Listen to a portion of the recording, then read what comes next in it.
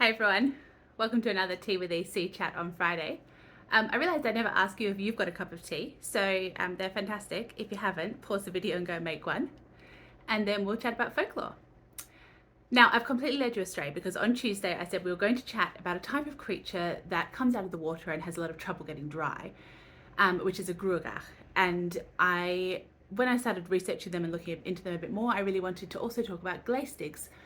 And then I also thought about talking about green ladies, and then I decided it was really just too much for this week's video, and instead we're going to talk about the Ghillie. So, got your cup of tea? The Ghillie is found in the area around Loch Adruing, near Ghillie in Scotland.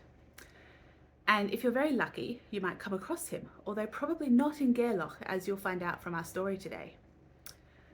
And if you did come across him, you would recognise him because he looks like a young man, not a particularly tall or large young man, with black hair.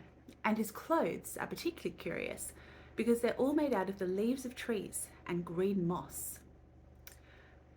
And you should be careful not to confuse the Ghillie with some of the other nature spirits and protectors of nature that you might come across, particularly in Scotland.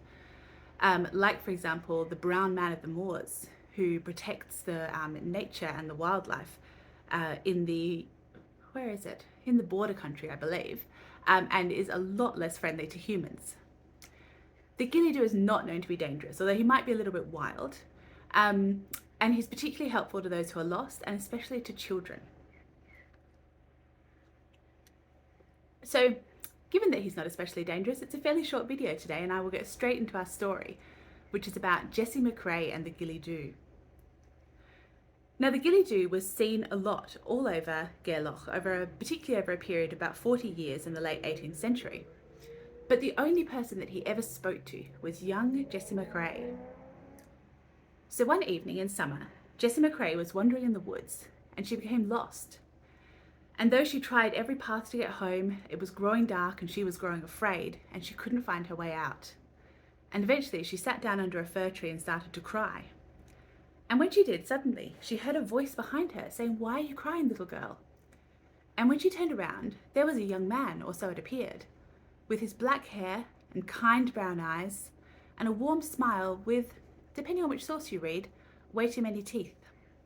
But he was so friendly and he seemed so kind that Jessie never felt afraid, and she told him what was wrong. And he said to her, "Child, you have tried every path except the right one.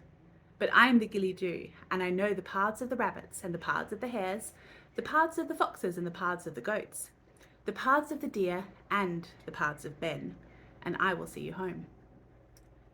And the Ghillie looked after Jessie McCrae with great kindness all night, and in the morning he led her home. And occasionally she thought she might lose him because he moved through the forest so fast, but he always waited for her to catch up, dancing as he waited. And of course, when she got home later that morning, Jessie and her parents were so grateful to the Ghillie for bringing her safely home.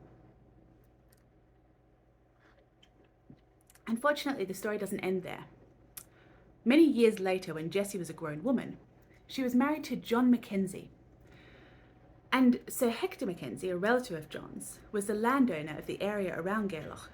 And one day, Hector got it into his head that what he really wanted to do was go on a hunt. He really liked hunting, and hunt for the Ghillie with the express intention of destroying him.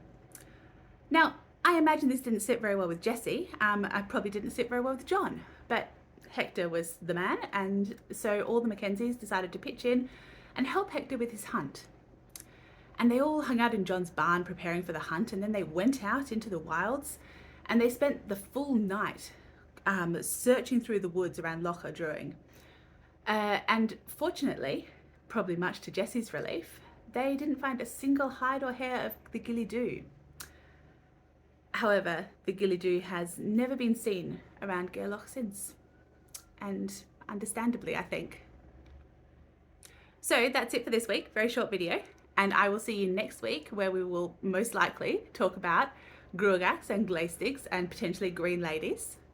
Don't forget to check the blog on Sunday and social media for an illustration of the Ghillie. See you, everyone.